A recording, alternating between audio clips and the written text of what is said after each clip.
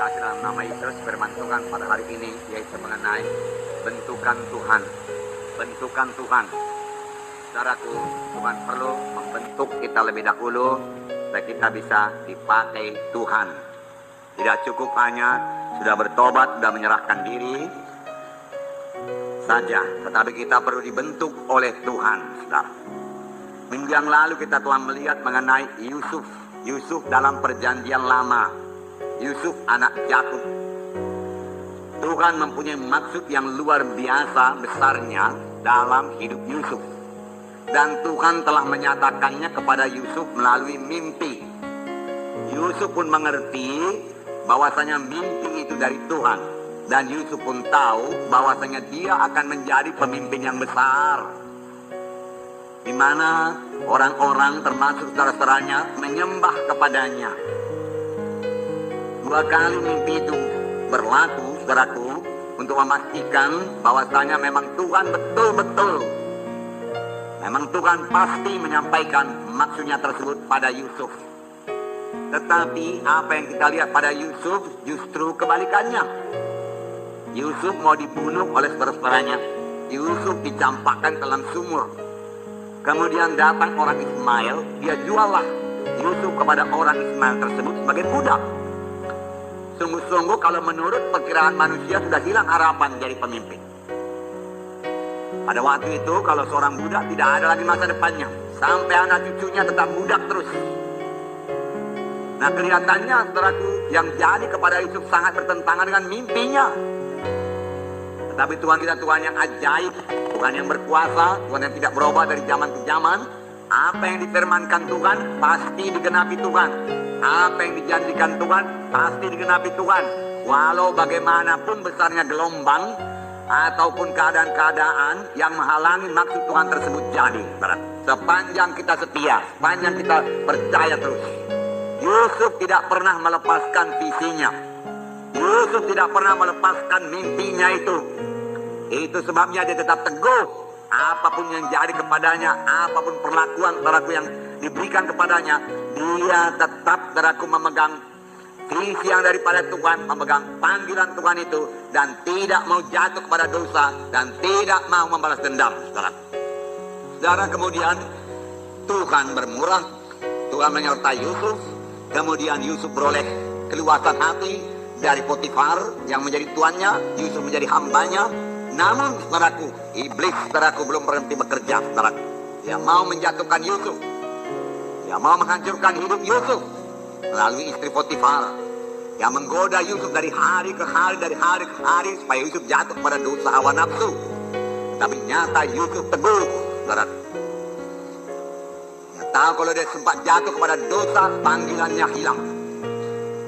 Dia tidak akan sampai kepada mimpi yang diberikan Tuhan kepadanya.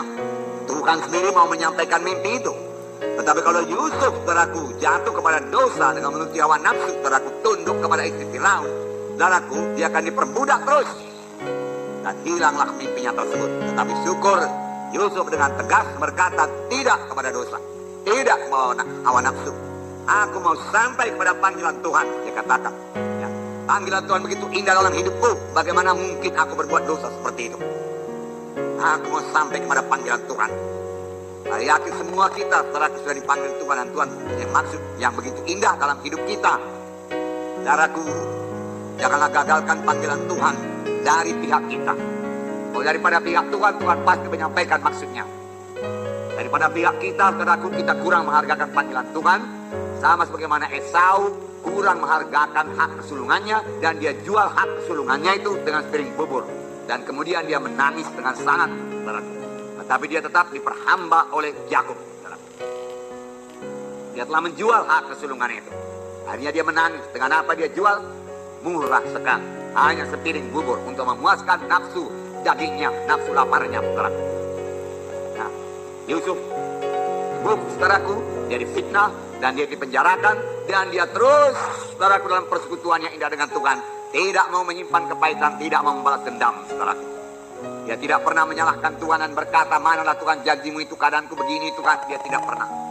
Bagaimana dengan kita, saudara? Ya, Kalau kita belum sampai kepada panggilan Tuhan, Tuhan telah memberikan visi kepada kita atau pengertian kepada kita, bahwasanya kita akan melayani, bawa Injil seluruh Indonesia ini, saudaraku, atau mempunyai KKS, saudaraku, yang belah, berkemenangan, tetapi itu belum jadi, padahal kita sudah berdoa, saudaraku. Apakah kita mundur, apakah kita bersungut-sungut, dan mulai mempersalahkan Tuhan? Tuhan, manakah janjimu? Demikiankah kita perbuat? Saudaraku, sadarlah bahwasanya untuk sampai kepada panggilan Tuhan, kita ini perlu dibentuk lebih dahulu untuk menjadi pemimpin yang besar. Bagaimana tidak dibentuk, saudaraku? Ada saatnya kita mengklaim, saudaraku, kuasa Tuhan, saudaraku, tapi ada saatnya, saudaraku, kita perlu dibentuk Tuhan. Amin, saudara.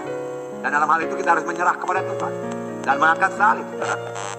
Saya katakan hari minggu yang lalu, mengangkat salib itu, saudaraku, tidak enak itu. Menyangkal diri tidak enak. Bukan kesenangan saya, kesenangan Tuhan. Kalau saya mau menyenangkan Tuhan, saya menyangkal kesenangan saya. Jadi bentukan itu sering tidak enak bagi tubuh ini, saudaraku. Tidak enak bagi tubuh ini. Tapi kalau saudara mau sampai kepada panggilan Tuhan, saudaraku, sangkalah tubuh ini, saudaraku. Senangkan Tuhan, saudaraku. Nah, perlu juga saya katakan, saudaraku, bahwasanya untuk dipakai Tuhan, untuk menjadi pelayan Tuhan, saudaraku, dia baca firman Tuhan, patuh kepada atasan, saudaraku. Saudara, tidak seorang pun bisa dipakai Tuhan dengan roh berontak. Tidak seorang pun dipakai Tuhan dengan roh kesombongan, yang merasa dirinya tahu segala sesuatu, saudaraku. Merasa dirinya hebat. Karena Tuhan tidak pernah mengurapi kesombongan. Amin, saudara.